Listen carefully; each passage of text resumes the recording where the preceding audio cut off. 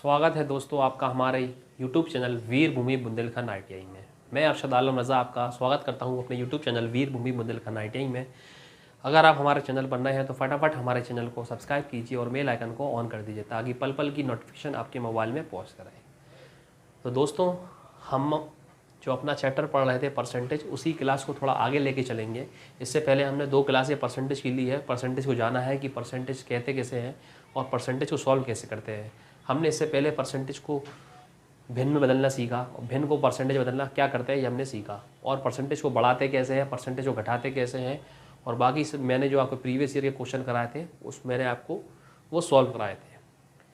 उसी क्लास को हम थोड़ा आगे लेके चलेंगे और परसेंटेज को थोड़ा और जानेंगे। ठीक, जैसे मैंने आपके सामने लिख दिया एक क्वेश्चन, 6 घंटे एक दिन का, 6 घंटे एक दिन का कितना प्रतिशत है। ठीक है, आपके सामने सवाल आया 6 घंटे एक दिन का कितना प्रतिशत है। तो पहली बात तो आप ये देखिए, जब भी ये यूनिट वाले फॉर्म में आएगा, यानी घंटे, दिन, ग्राम, किलोग्राम, मीटर, सेंटीमीटर, यानी ये यूनिट वाले फॉर्म में जब भी सवाल आएगा तो इन सवालों को सॉल्व करने के लिए पहले हमें इन्हें एक ही यूनिट में बनाना पड़ेगा। नहीं बात समझे? अगर ये सवाल घंटे में है तो पूरा घंटे में बनाओ, अगर ये दिन है तो पूरा दिन में बनाओ, अगर ये किलोग्राम में है तो पूरा किलोग्राम में बनाओ। यानी यूनिट वो अलग अलग देगा तो आपको सभी को एक यूनिट में बनाना पड़ेगा। जैसे आपके सामने ये सवाल आया 6 घंटे एक दिन का कितना प्रतिशत है। ठीक है, तो कहने का मतलब है 6 घंटे तो ये है ही। अब एक दिन को आप क्या लिख सकते हो, 24 घंटे, क्योंकि एक दिन में 24 घंटे होते हैं, सबको मालूम है। तो सवाल ये कह रहा है 6 घंटे 24 घंटे का कितना प्रतिशत है। ठीक है, तो सबसे पहले आपका काम क्या होता है, आपको पहले यूनिट बराबर करनी है। अगर ये घंटे में है तो आपने इसको भी घंटे में बनाया। एक दिन दिया है तो एक दिन में हमें मालूम है कितने 24 घंटे होते हैं। तो ठीक है, तो सवाल क्या हो गया, 6 घंटे 24 घंटे का कितना प्रतिशत है।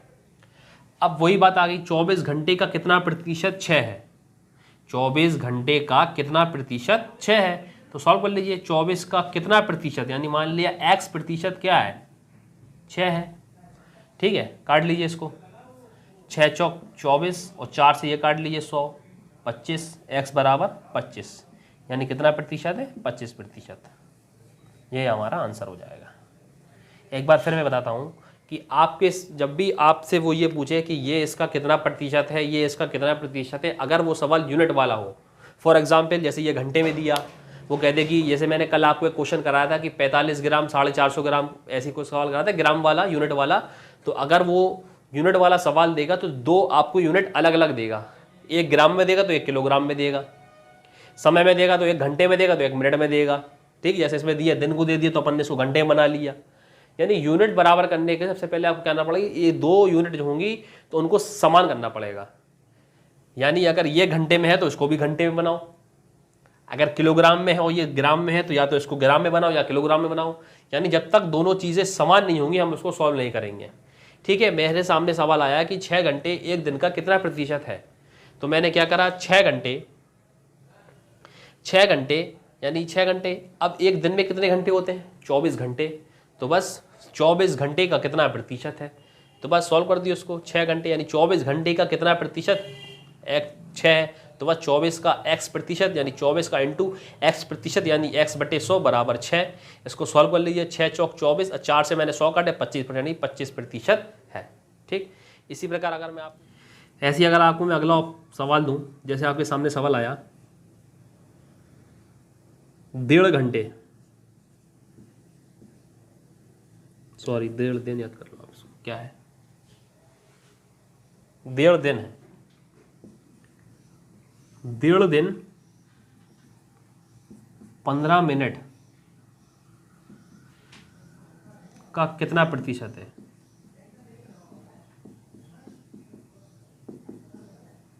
आपके सामने सवाल आया कि 1.5 दिन 15 मिनट का कितना प्रतिशत है। मिनट को मैं हिंदी में लिख देता हूं अगर आपको दिक्कत हो रही है तो। ठीक है, तो 1.5 दिन 15 मिनट का कितना प्रतिशत है। तो पहले आप देखिए यूनिट अलग अलग है, ये देखिए दिन में है और ये देखिए मिनट में है। तो मैंने आपको बताया जब भी 2 यूनिट आएंगे तो सबसे पहले हमें क्या करना पड़ेगा, उन्हें एक ही यूनिट में बनाना पड़ेगा।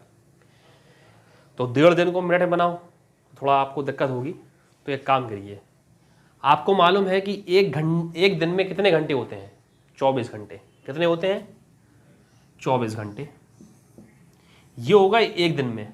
एक दिन में 24 घंटे होते हैं और वो कह रहा है 1.5 दिन, यानी आधा दिन और। तो आधे दिन में कितने घंटे और हो गए? 12 और हो गए। एक बार और बताता हूं, मैंने कहा 1.5 दिन, तो 1.5 दिन यानी पहले एक दिन मान लीजिए, तो एक दिन में कितने घंटे होते हैं? 24 घंटे। वो हमसे कह रहा है 1.5 दिन यानी आधा दिन और एक दिन हो गया, तो आधे दिन में कितने घंटे होंगे? 12। तो टोटल हमारे घंटे कितने हो गए? 36 घंटे। 1.5 दिन को हमने घंटे में बना लिया, यानी एक घंटे में 24 और जो आधा दिन बचा उसके 12, तो टोटल कितने हो गए? 36 घंटे। अब यानी ये लिखा है 36 घंटे, ठीक है। अभी ये पूरी तरह मिनट में नहीं बना, अभी क्या होगा? 36 घंटे हो गया। तो सवाल क्या हो गया? 36 घंटे 15 मिनट का कितना % है? यानी सवाल को भी हमने और थोड़ा छोटा कर लिया, यानी जो 1.5 दिन था हमने उसको घंटे में बना लिया। 36 घंटे हो गए। अब घंटे को मिनट में बदलने के लिए क्या करते हैं? सबको मालूम है कि 60 से गुणा करते हैं। तो 36 में हमने 60 से गुणा कर दिया, ठीक है। तो ये कितना हो गया? कर दीजिए, 6 × 36, 6 × 18 और ये 221, यानी कितना? यानी कहने का तात्पर्य यह है कि 1.5 दिन में जो मिनट होंगे वो हमारे इतने होंगे, 2160 मिनट, यानी 2160 मिनट होंगे। अभी सिर्फ हमने ये यूनिट को बराबर किया, अभी हमने सवाल कुछ नहीं किया है।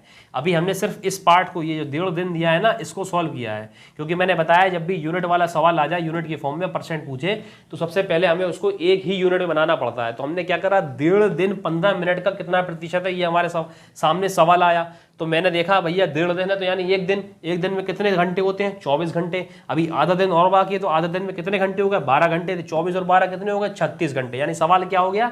36 घंटे 15 मिनट का कितना % है? तो 36 घंटे, अभी भी एक यूनिट नहीं बनी। देखो ये मिनट में है और ये घंटे में है, तो 36 घंटे को मैंने मिनट में बना लिया। तो घंटे को मिनट में बनाने के लिए क्या करते हैं? 60 से गुणा, आप जानते होंगे। तो 36 का मैंने 60 में गुणा कर दिया, तो क्या आ गया? 2160 मिनट। अब आ गया सवाल कि 15 मिनट का कितना %? 2160 यानी ये आ गया ना, 15 मिनट का कितना %? तो 15 मिनट का x% मान लिया मैंने। 15 मिनट, क्योंकि अब यूनिट बराबर होगी। देखो ये भी मिनट में हो गया, ये भी मिनट में हो गया। अब हम इसको सॉल्व कर सकते हैं % में। अगर ये 2 यूनिट बराबर नहीं होगी तो हम इसको सॉल्व नहीं करेंगे। देखो अब दोनों मिनट में बन गए, इसलिए हम सॉल्व कर रहे हैं इसको, क्योंकि ये 2160 मिनट हो गए हैं। तो 15 मिनट का कितना %? 2160 है। सॉल्व कर लीजिए इसको, अगर सॉल्व हो रहा है। 5 तिया 15, 5 चौके 20, हाथ से लगाई 1, 5 तिया 15 और 5 दूनी 10। एक बार देख लेता हूँ, 5 चौको 20, 5 तिया 15, हाथ से लगाई 1, 5 दूनी 10, ठीक है। अब 3 से क्या कट रहा है? ये बिल्कुल कट रहा। 3 एकम 3, हाथ से लगाई 1, 3 चौके 12 और 3 चौको 12, तो कितना हो गया? ये 1400% है, यानी 1400% है उसका।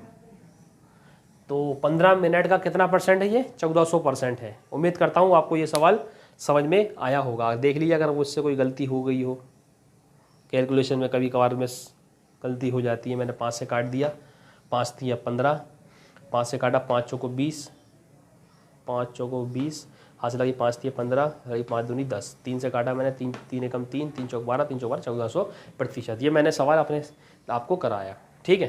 तो ये हो गया यूनिट वाला तरीका। जैसे मैंने आपके सामने लिख दिया, एक सवाल और दे देता हूँ आपको, यूनिट वाले कोई दिक्कत ना हो। जैसे मैंने कह दिया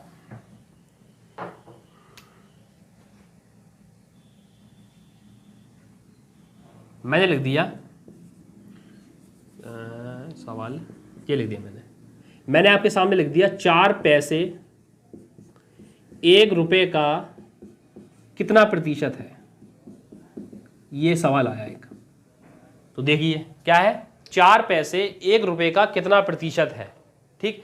4 पैसे 1 रुपये का कितना % है। तो पहले आप देखिए यूनिट देखिए, ये पैसे में है और ये रुपए में है, तो दोनों अलग अलग है। पैसे और रुपए में अंतर होता है ना, कि 1 रुपये कितने पैसे के बराबर होता है? 100 पैसे के बराबर, यानी 100 पैसे का 1 रुपया होता है।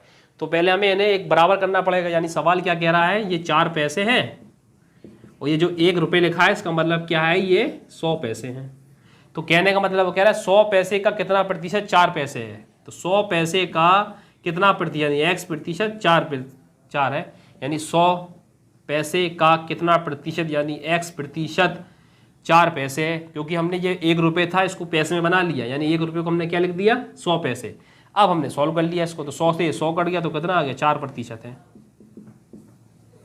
ठीक, तो उम्मीद करता हूँ आपको यूनिट वाला परसेंटेज निकालना आया होगा। अब हम दूसरे तरीके के सवाल को लेके चलते हैं। एक टीम, कोई भी टीम है, चाहे फुटबॉल की हो चाहे क्रिकेट की हो, एक टीम 45 मैच खेलकर जीतती है, 45 जीतती है मान लीजिए, ठीक है। एक टीम 45 मैच जीतती है, जो खेले गए मैचों का 60% है। तो कुल खेले गए मैच बताएं, मैच की संख्या बताओ।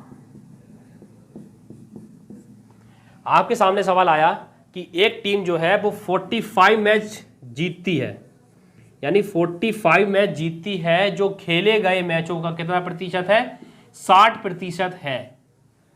तो कुल मैच खेले गए मैच, यानी उस टीम ने कुल मैच कितने खेले, ये हमें फाइंड करना है, ठीक है। तो देखिए सवाल क्या है कि एक टीम ने 45 मैच जीतती है, जो खेले गए मैचों का 60% है। तो उस टीम के द्वारा खेले गए मैचों की संख्या हमें बतानी है। तो ये देखिए, ये जो 45 मैच जीत रही है, खेली उतने ज़्यादा होंगे तो मालूम नहीं कितने खेले, तो हमने मान लिया, माना टीम ने कुल एक्स मैच खेले, कुल वो हमें मालूम नहीं है, ये तो 45 मैच जीत रही ना, ठीक है। तो हमने मान लिया उसने कुल कितने मैच खेले, एक्स खेले, ठीक है। तो कुल मैचों की संख्या तो एक्स हो गई, ठीक। अब वो कह रहा है ये जो आप 45 मैच जीत रहे हो, वो आपके कुल खेले गए मैचों का 60% है। नहीं बात समझ में आई, एक बार फिर से ये, वो ये कह रहा है कि जो आपने, एक टीम ने 45 मैच जीते हैं, वो कुल खेले, कुल लगाता हूं, जो कुल खेले गए मैचों का 60% है। तो कुल खेले गए मैच हमने कितने हैं, एक्स, तो एक्स का 60% जो है वो किसके बराबर होगा, 45 के। उम्मीद करता हूं ये बात आपको समझ में आई होगी। उसने कहा है कि जो कुल मैच हैं, यानी जो आपने जो 45 मैच जीते हैं, वो कुल खेले गए मैचों का 60% है। तो कुल खेले गए मैच वो हो गए एक्स, उसका 60% कितना है, 45 है। बस इसको सॉल्व कर लीजिए, 15 चौको 60 और 15 तिया 45 और 4 से काटा आपने 100 25 बार, तो एक्स के बराबर कितना आ गया, 25 का 3 में गुणा हो गया, तो 25 तिया कितना हो गया, 75। देखिए एक बार फिर देखता हूँ, बच्चे कहते हैं कैलकुलेशन समझ में नहीं आई। देख लीजिए, 15 से मैंने पहले 60 को काटा, 15 चौको 60 और 15 तिया 45, 4 से मैंने 100 को काटा, 4 दूनी 8, 4 पंजी 25 बार। ये जो 25 आया, 25 का मैंने 3 में गुणा कर दिया, तो हमारा आंसर क्या आ गया, 75%। ये हमारा आंसर हो गया, ठीक। उम्मीद करता हूँ आपको ये सवाल समझ में आया। अगला देखते हैं।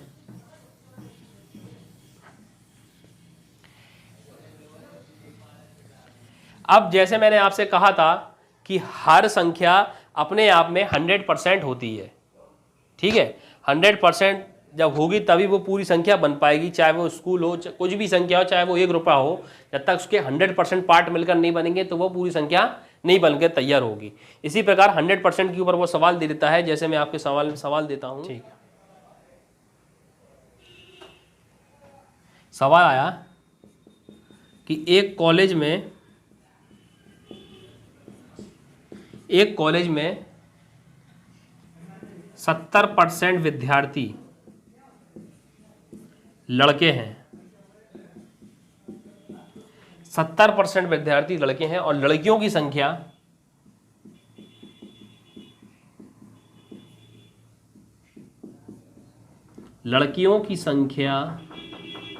504 है।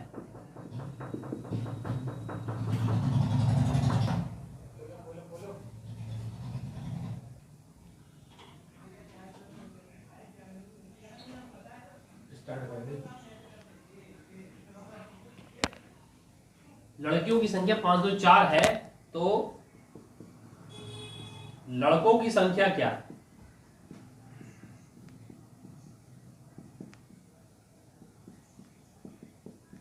जैसे आपके सामने ये सवाल आया कि एक कॉलेज में 70% जो है विद्यार्थी लड़के हैं और लड़कियों की संख्या 504 है, तो लड़कों की संख्या बताइए कितनी है। ठीक, ये आया। अभी मैंने आपको बताया था, जब शुरुआत से बता रहा हूं कि कोई भी चीज 100% से मिलकर बनी होती है, एक्स वाई जेड, चाहे छोटी से छोटी चाहे जो बड़ी से बड़ी हो। अब कॉलेज में विद्यार्थी यानी स्टूडेंट, तो स्टूडेंट में बॉयज और गर्ल्स दोनों आते हैं, ठीक है।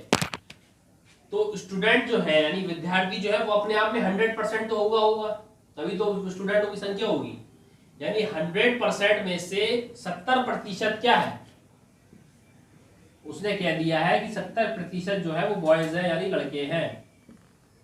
तो आपको मालूम होगा बचा कितना, 30%, क्योंकि मैंने आपको बताया है कि 100% चलता है परसेंटेज में हर चीज।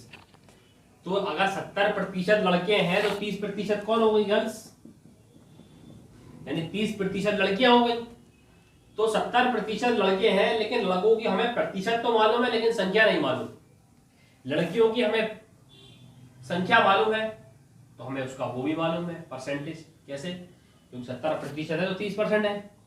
तो लड़कों का लेकिन हमें वो तो मालूम है परसेंटेज, लेकिन उसकी संख्या नहीं मालूम। तो हमें इसकी कंफर्म चीजें दोनों किसकी पता चल रही, सिर्फ लड़कियों की। क्या लड़कियों की संख्या में एग्जैक्ट मालूम है कि लड़कियां 504 ही है, और लड़कियों का परसेंटेज भी पता चल गया कि परसेंटेज कितना है, 30% है। तो यानी हम सबसे पहले स्टूडेंट निकालेंगे। तो पहले माना हमने विद्यार्थी x, माना कुल विद्यार्थी x, विद्यार्थी में लड़की और लड़की दोनों आएंगे, ठीक। तो माना कुल विद्यार्थी हमने मान लिया x। अब वो कह रहा है कि x में 70% बॉयज है, 30% कौन है, गर्ल्स। तो हमें कंफर्म पता है कि जो x का 30% यानी x का 30% कौन है, ये लड़कियां हैं। 30% लड़कियां हैं, वो कितने के बराबर है, 504 के। कौन नहीं आई समझ में। देखो भैया क्या है कि सवाल में ये दिया था कि 70% लड़के हैं विद्यार्थी, तो जाहिर सी बात है 30% लड़कियां हैं। लेकिन हमें लड़कों की कंफर्म संख्या नहीं मालूम, लेकिन लड़कियों की हमें परसेंटेज भी पता है और एग्जैक्ट वैल्यू भी मालूम है कि लड़कियों की संख्या 504 है। कंफर्म है कि 504 ही है, लेकिन लड़कों का हमें परसेंट तो मालूम है, उनकी संख्या नहीं मालूम। तो ठीक है, तो जिसकी हमें दोनों चीजें पता हो, यानी एग्जैक्ट संख्या और एग्जैक्ट परसेंटेज, तो उसी का परसेंटेज उसके सामने रख देंगे। यानी कहने का मतलब है अगर लड़कियों की संख्या पता है 504, तो लड़कियों का परसेंटेज निकाल दो। तो लड़कियों का परसेंटेज कितना है, 30%। यानी जो कुल विद्यार्थियों का 30% होगा वही तो 504 होगा। यानी जो लड़कियां आ रही है कुल विद्यार्थियों में से तो आ रही है, तो 504 है। तो बस इसको सॉल्व कर दो। 1 0 से 1 0 चला गया, 3 से काट दिया, 3 एकम 3, 2 आया, 3 6 18, फिर 2 आया, 3 अट्ठे 24। एक और देख लीजिए, 3 एकम 3 बचा 2, 3 6 18, फिर 2 बचा, 3 अट्ठे 24 और 10 का गुणा हो गया। तो x बराबर आ गया 1680। ये x हमने क्या मारा था, ये लड़कों की संख्या नहीं आई, ये हमने x क्या मारा था, कुल विद्यार्थी यानी स्टूडेंट कुल कितने हैं, 1680। अब हम कुछ भी कर सकते हैं, हम सबकी पता चल गई, यानी हमें टोटल स्टूडेंट पता चल गया है कि टोटल स्टूडेंट 1680 हैं और लड़कियां 504 हैं। जब 1680 टोटल स्टूडेंट है, ये टोटल स्टूडेंट है और 504 लड़कियां हैं, तो जो बच्चे होंगे वो लड़के ही होंगे, तो घटा दीजिए इसमें से। 10 में से 4 गए 6, तो ये हो गया 7, और 16 में से 5 गए कितना, 11। यानी 11 तो 76 क्या है, हमारे लड़के हैं। उम्मीद करता हूँ आपको ये सवाल समझ में आएगा। अगर नहीं आया तो एक बार और देख लीजिए, मैं आपको फिर से समझाने की कोशिश करता हूँ। सवाल ये है कि एक कॉलेज में 70% विद्यार्थी लड़के हैं और लड़कियों की संख्या 504 है, तो लड़कों की संख्या हमें बतानी है। और विद्यार्थी की बात आई तो स्टूडेंट, यानी स्टूडेंट जो होते हैं उसमें गर्ल्स और बॉयज दोनों आते हैं, ठीक है। तो जब 70% लड़के हैं तो जाहिर सी बात है कि 30% क्या होंगी, लड़कियां, तो 30% होगी गर्ल्स। अब हमें एग्जैक्ट वैल्यू किसकी मालूम है, लड़कियों की। लड़कियों की संख्या हमें सवाल में दे रखी है कि 504 है, यानी जिसकी संख्या में एग्जैक्ट मालूम होती है तो उसी का परसेंटेज हम उसके सामने रखते हैं। तो ये जो 30% है तो कुल विद्यार्थियों की होंगे, टोटल स्टूडेंट की। टोटल स्टूडेंट हमने मान लिया x, तो x का जो 30% है वो 504 के बराबर है। हम यहाँ पे 70% के बराबर नहीं रख सकते, क्यों, क्योंकि उसने हमें लड़कियों का दिया है संख्या, तो लड़कियों की संख्या दी है तो हमें लड़कियों का ही परसेंटेज रखना पड़ेगा। अगर हम यहाँ पे 70% रखते हैं तो ये गलत हो जाएगा, क्यों, क्योंकि ये 70% तो लड़कों का वैल्यू है, 30% की वैल्यू 504 है। तो यानी x का 30% इक्वल टू 504, इसको हमने सॉल्व कर लिया तो कितना आ गया 1680। ठीक, उम्मीद करता हूं आपको समझ में आया है। अब मैं अगला सवाल कराता हूं।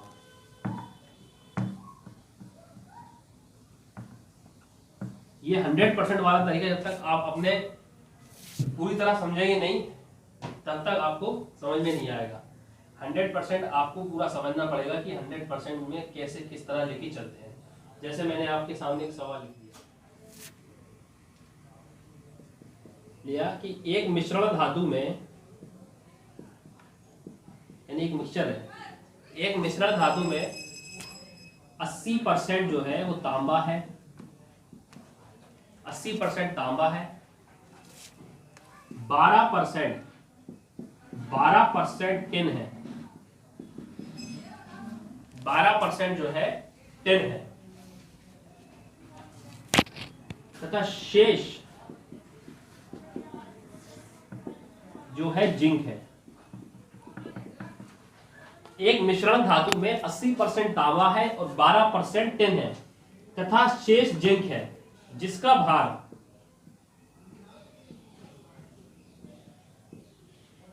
भार कितना दिया है भैया सवाल में 120 किलोग्राम, 120 किलोग्राम दिया है।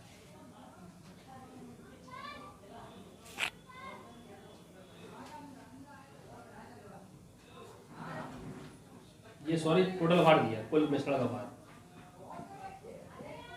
कुल भार 120 है। तो जिंक का बताइए, जिंक का भार बताइए। सवाल हमारे सामने यह है कि एक मिश्रण धातु है जिसमें 80% तांबा है, 12% टिन है तथा शेष जिंक है। टोटल भार कितना है 120 किलोग्राम। ठीक, अभी मैंने आपको बताया था कि कोई भी चीज है वो 100% होती है अपने आप में, आपको मालूम है। तो देखिए ये एक मिश्रण धातु है, अब जाहिर सी बात है ये मिश्रण धातु है तो ये भी एक अपने आप में 100% होगी। जब ये 100% होगी तभी तो ये बनकर तैयार हुई होगी। तो जब वो कह रहा 80% ये है और 12% ये है, तो 80 और 12 कितने हो गए 92, 80 और 92, यानी 92% तो निकल गया, तो कितना बचा 8%, यानी 8% ही तो होगा जिंक भाई। नहीं आई समझ में? देखो मैंने आपको बताया कि हर संख्या अपने आप में 100% होती है, तो ये मिक्सचर है ये भी अपने आप में 100% होगा। तब इसमें 80% तांबा है और 12% टिन है, तो बचा कितना परसेंट के रूप में 80 और 12 कितने हो गए 92, तो बचा 8%, यानी जो 8% होगा वो जिंक होगा। तो कुल भार कितना है 120, तो 120 का 8% निकाल दीजिए आप, सॉल्व हो जाएगा। ठीक है, 12 8 96/10, यानी कितना आ गया 9.6। ये हो गया आपका आंसर। उम्मीद करता हूं समझ में आया होगा। देखिए एक बार और देख लीजिए, सवाल क्या था कि एक मिक्सचर धातु में 80% तांबा और 12% टिन है तथा शेष जिंक है। तो कुल यदि कुल मिश्रण का भार है ये, यदि कुल मिश्रण का भार 120 है किलोग्राम है, तो जिंक का भार बताइए। तो मैंने बताया ये मिक्सचर धातु है तो अपने आप में 100% होगी। तो जब ये 80% ये है 12% ये है, तो कुल कितना हो गया 92%। शेष वो कह रहा है जिंक, तो बचा कितना 8%। तो 8% किसके बराबर होगा इसके बराबर, तो 120 का 8% कितना होगा 9.6। ये हमारा आंसर हो जाएगा। ठीक है, क्लियर। एक सवाल और देखते हैं। सवाल आया आपके सवाल में कि श्याम ने 300 में से 120 अंक प्राप्त किए। श्याम ने 300 में से 120 अंक प्राप्त किए, जबकि राम ने 400 में से 140 अंक प्राप्त किए।